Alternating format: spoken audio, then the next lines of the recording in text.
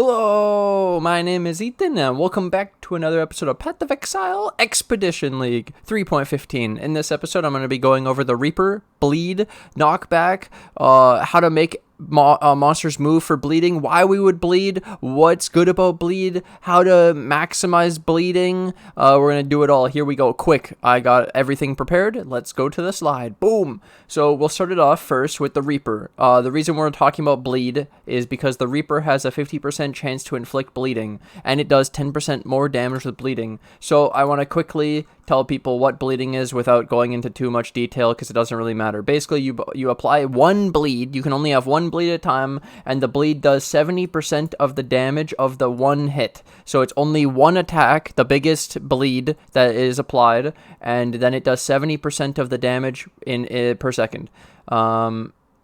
You can make it do triple damage if the target is moving. The bleed does 3 times the damage for 210% per second. So, most people will say, well, how do you make the monsters move? How do you make the bosses move? So I have 2 ideas here. You can already see them. I'm not hiding anything. So we'll start it off with the Bodyguards notable. This is a medium cluster minion life jewels. You can see the one with the minion life. Medium cluster Bodyguards. Level 50, item level 50, and it's a prefix. So this has minions have 10% chance to knockback enemies on hit with attacks. So this is really cool, and this doesn't work with phantasms because it's attack, not spell. And then the idea is knockback. Why would you knock back an enemy? Well, it turns out when you knock back an enemy, it moves the target. And then you can see here, so it being knocked back counts as moving. So the moving counts for the bleeding so that you can get triple damage on the bleed. So then it says here the default knockback distance is 4 units and the knockback speed is constant 37.5 units per second. So now I'm going to do a flashbang to give you some calculations. I have knockback calculations to make this make more sense and how to maximize the bleed from knockback. Okay, here we go. Flashbang. I warned you. Oh god, that's bright. So we have knockback calculations to make enemy permanently move. So the knockback speed is a constant 37.5 units per second. The knockback distance is 4.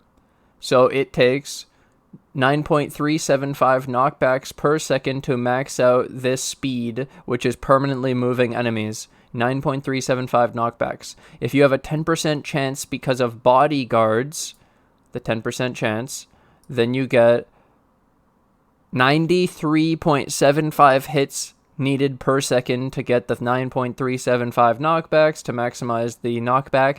So then maybe multiple minions can help this hit easier, like get this amount of hits easier. So skeletons maybe 10, Val skeletons maybe 40. Now in Val skeletons there's some mages and some archers. Maybe the archers will work, but there are some mages that probably won't work because it has to be an attack, not a spell.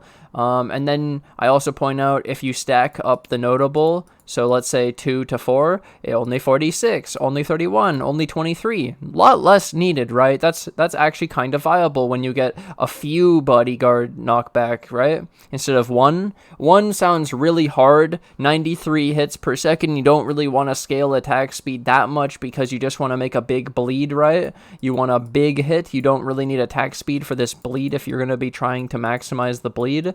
Attack speed doesn't help because you can only get one bleed. So this, honestly, doesn't look that good.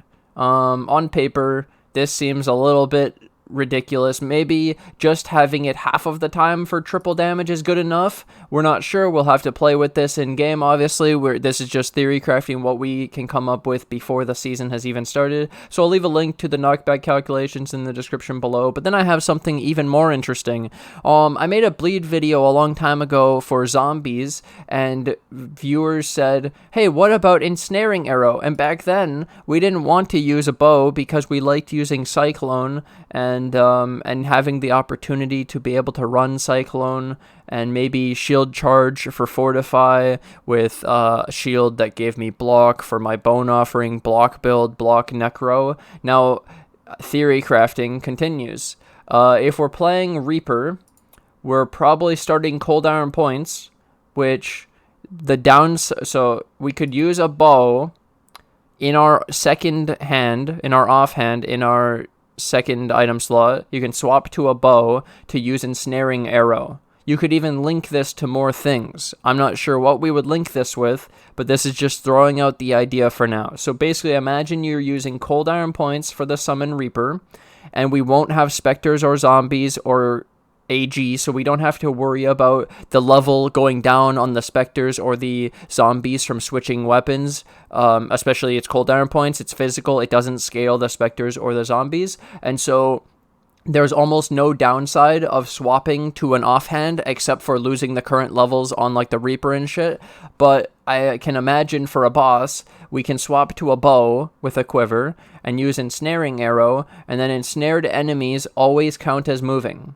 So we could get the triple damage from the bleed, which is ridiculous, without needing to use bodyguards, without needing to use the knockback thing, without needing to do this calculation with a ton of minions, especially we don't know for sure yet how this is going to interact with 1 minion, 2 minions, a lot of minions, how fast it eats or anything, really. So this might work with a minion army of skeletons, but it also might just eat them all right away. I was even thinking of something else where the necromancer has bone barrier, which requires you to have 10 minions to get the maximum effect of the increased life recovery rate, the increased physical damage reduction. So I'm wondering if the Reaper is going to go against our need of having 10 minions to get the 10% physical damage reduction. So would you even run Bone Barrier in this Reaper build? We don't know yet. Will we even go Necromancer? We might go Elementalist with Golems and auto resummoning the Golems, because that's super sick.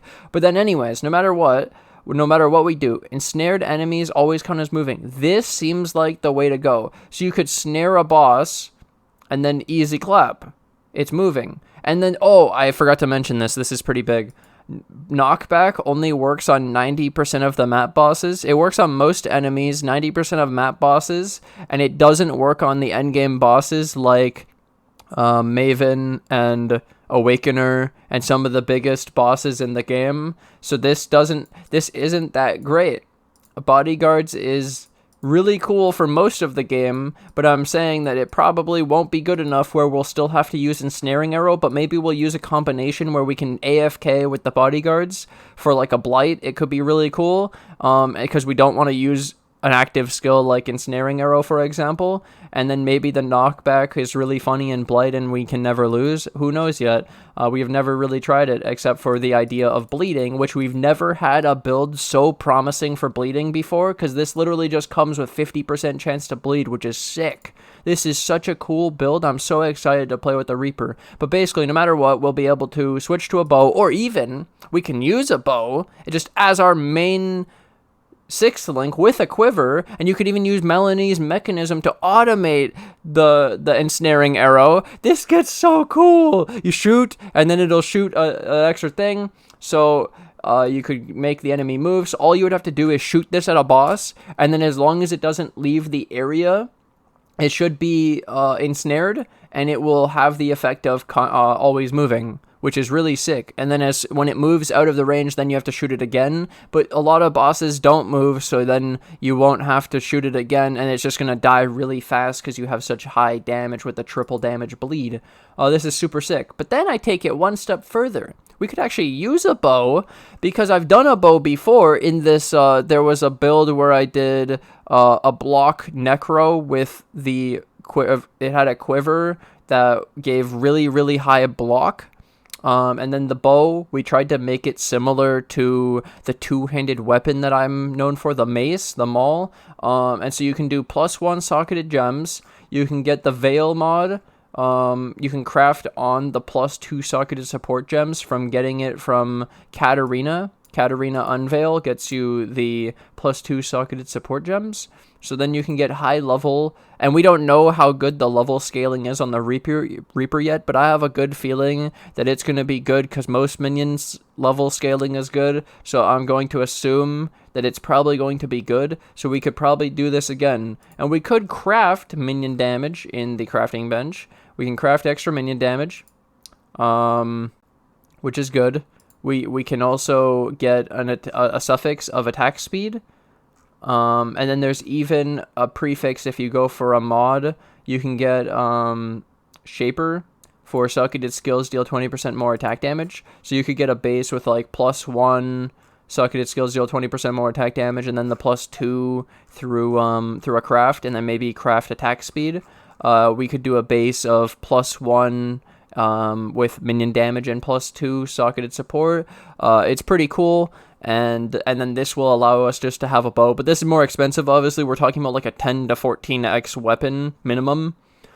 And so this is the more endgame thing, but it's just to show that technically we could make Ensnaring Arrow just a part of our build after. And then we could automate it with Melanie's mechanism, which I'll pull up now. And so I'm really happy with this video and how fast I was able to go through all the information. I wanted to share this with people and let them know what I was thinking and give some more of my theory crafting because it's so fucking cool. But basically, Melanie's mechanism, trigger a socketed bow skill when you attack with a bow. So then we could do another attack that maybe applies some other debuffs because we're running less minions.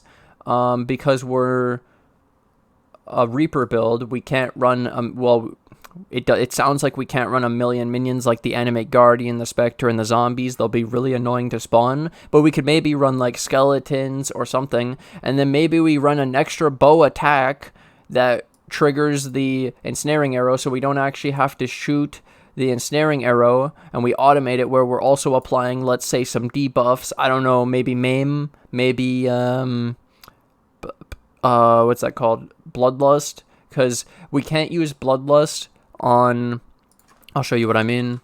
Bloodlust is pretty cool. I'll add an extra one that I didn't think of adding into the video, but basically Bloodlust does more damage, more melee physical damage. Well, our damage won't matter, so this is fine against bleeding enemies, but then the attack cannot bleed. So you can't run this on the Reaper because he's the one who applies the bleed. So if you make him not be able to bleed, then this is useless. And the main reason to use this was to have this. We could get a chance, 10% chance to crush the enemies on hit for 2 seconds. And crush is like 15% physical damage reduction reduced, which is really cool. So I'll show you that here. Crushed lowers physical damage reduction by 15%. So we could lower some boss physical damage reduction by 15% to shred bosses even more with our bleed. This could be pretty cool, and you could apply this. Oh, it's a melee, so you can't use it with a bow skill. Never mind. So we'd have to put that on a minion, but then the minion can't bleed, so you have to put it on a secondary minion. Maybe a golem we put in this build with Maim. I don't know yet. It's very interesting overall. The main stuff is Bodyguards, knockback, and what we would need for the knockback. And if that isn't good enough, guaranteed the Ensnaring Arrow is gonna feel really cool on bosses for massive DPS from the bleed. And this goes back to my old stuff on what we revealed about bleeding in the past. So I'm really excited, and I can't wait to try this stuff in-game. I hope you guys are as excited as I am. And now I'm going to end this before I take this any further, because it's just already long enough. I thought this was supposed to be a quick video. But either way, thank you guys for watching. Thanks for hanging out. And I'm going to take this opportunity to thank my Patreon, my YouTube members who financially support the channel. I can't do this without you guys, so thank you guys for all the support. And thank you to anyone new who joins the Patreon and the YouTube members today. And I'll see you guys in the next episode. Bye!